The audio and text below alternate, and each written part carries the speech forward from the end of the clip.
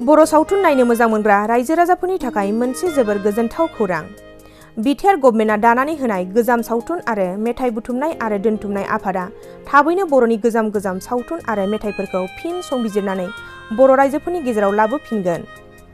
गोजाम आलायारन सावथुनखौ डिजिटेलाइज खालामनाय बायदिनो बर' हारिनि आसार खान्थिजों गोरोबनाय जेरै बबा, आब' बायदि बायदि बर'नि गोबां गोजाम सावथुनफोरखौ बुथुमनानै डिजिटेलाइज खालामनानै बर' रायजो राजाफोरनो दिन्थिनो थाखाय थांखि लादों। बेफोर बाथ्राखौ बर'नि फावखुंगुर फैला जे बरगयारिया दिनै खौरांगिरिफोरनि सिगाङाव फोरमायो।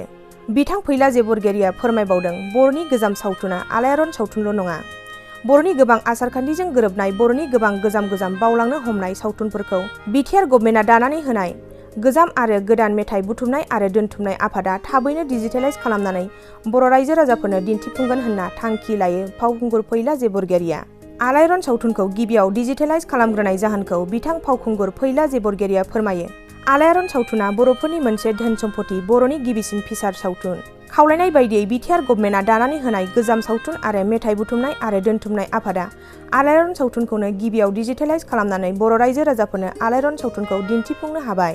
दानिया फैदो खौरांगिरिफोरनि सिगाङाव मुंदांखा फावखुंगुर फैला जे बरगयारिया मा बुंखो आबुङै मिथिना लानि।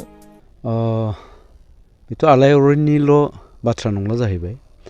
बर'फोरनि गेजेराव जेसेबांखिनि गोजाम सावथुनफोर दङ जायफ्रा दिनै गोमालांनो हमबाय, जेसेबांखिनि गोजाम मेथाइफोर दङ जायफ्रा दिनै गोमालांनो हमबाय आरो जेरावहाय जोंनि बर'नि मावनाय दांनाय आसार खान्थि बा हारिमु गासैबो हाबसोनानै दङ। दा बेफोरखौ बुथुमनानै दोनथुमनांगौनि थाखाय BTR गभमेन्टनिफ्राय मोनसे कमिटि दानानै होदोंमोन। गोजाम सावथुन आरो गोजाम मेथाइ बुथुमनाय आरो दोनथुमनाय मोनसे कमिटि। बे कमिटिनिनो आंबो सासे मेम्बार जाहैबाय। दा गुबै खोथाया जाहैबाय मा, कमिटिखौ दाना होखांनायनि उनावहाय गिबियैनो आलायारनखौ नागिरनानै दोनथुमनांगौनि बिथोनखौ जोंखौ होनाय जादोंमोन।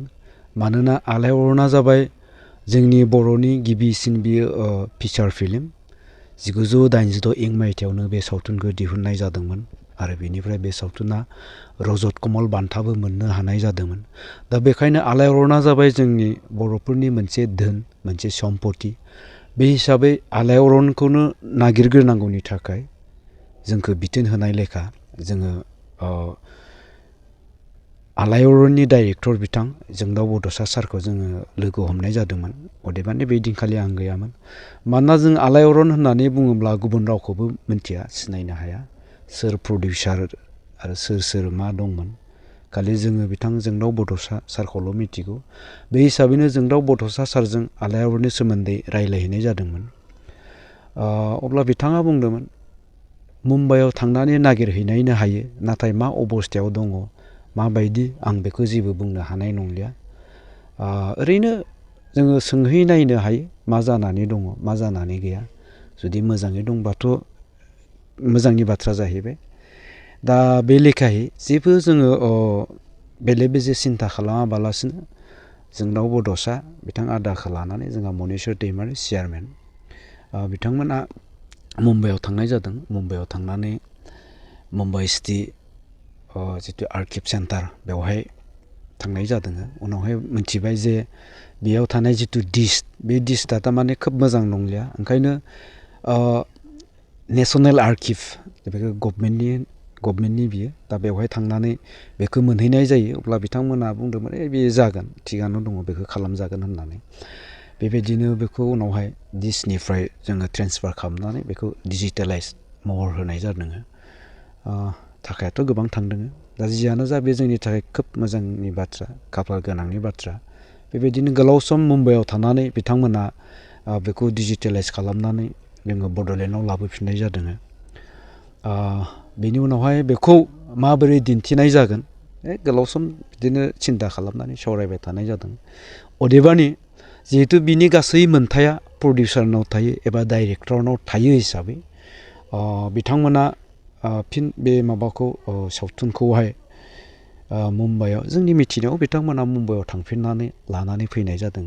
बिथां जोंदाव बड'सा सार आरो प्रडिउसारनि माखासे जायफोर माने न'खरनिफोर दङ गोबां प्रडिउसारफोराथ' बे बुहुमाव गैला होनना मिथिनाय जादों बेनि उनाव बिथांमोना बेखौ लायफिनदों होननानै जोंनिसिम फोरमायदों दा बेखायनो बेखौसो बुंनो नागिरदों दिनै आलायारनखौ दिन्थिनायनि लाहार फाहार खालामदों बेवहाय जोङो कमिटिया बेजों जेबो सोमोन्दो गैया एबा सरकारा जेबो सोमोन्दो गैया बिथांमोना जिहेतु गावसोरनि सावथुन बे मोनथाया बिसोरनियाव दङ बे हिसाबैसो बिथांमोना दिनै फिल्डआव दिन्थिनायनि लाहार फाहारखौ खालामदों आं बेखौनो आसा खालामो सावथुनखौ बयबो नायथों नायनाया मोजां जिहेतु जोंनि बर'नि बयनिख्रुइबो गिबिसिन सावथुन दा आलायारनखौ दिन्थिनाय जासिगोन होननाय लोगो लोगो जोंनियावबो गोबां फन फैदों आरो कल खालामदों हाजार हाजार माने सानख'नो हाया सानथ्र' हायि बे सावथुनखौ बोरै मोननाय जागोन माबोरै मोनगोन बेसेबां दाम लायो बेबायदि आंनावबो कल फैबाय थादों अब्ला जोङो बुंहरदों बिसोरखौ जे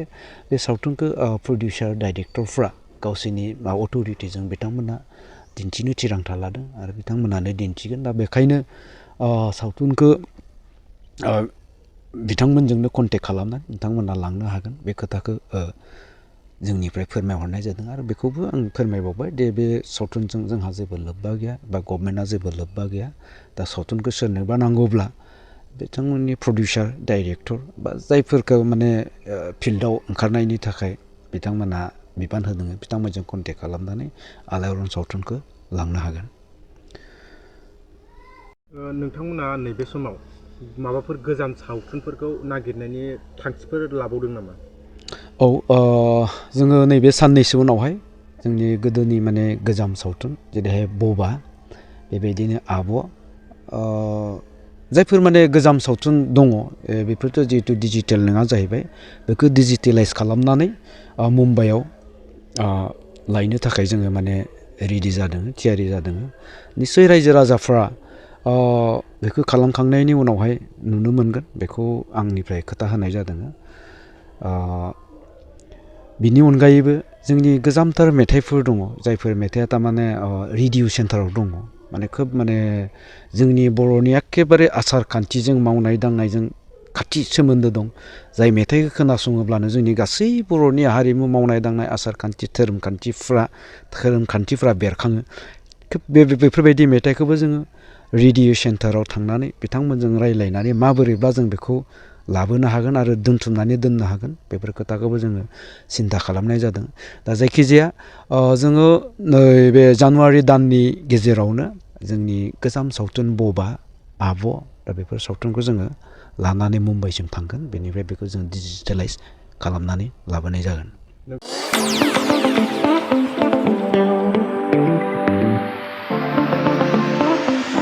सानाय सुनाय बेरामनि जेंनायाव गोग्लैना थानायफोरनि थाखाय गोजोनथाव खौरां गावनि देहानि सानाय सुनायखौ लानानै दुखुआव थानो गोनां गैला जुदि नोंथाङा सानाय सुनाय दंब्ला जिंगासिनांगौनि गोनांथि गैया नंगौ चिरां जिल्लानि बेंटल गेट चापागुरियाव थानाय एसआइ निउर'थेरापि सेन्टाराव नोंथाङा गोरलैयैनो देहानि सानाय सुनायखौ फाहामथाय लानो हागोन बे सेन्टाराव सिं सानाय आफादावरि सानाय मोदोम जरा सानाय आइजोफोरनि जेंना खर' सानाय बायदि बायदि रोखोमनि बेरामखौ फाहामथाय होनाय जायो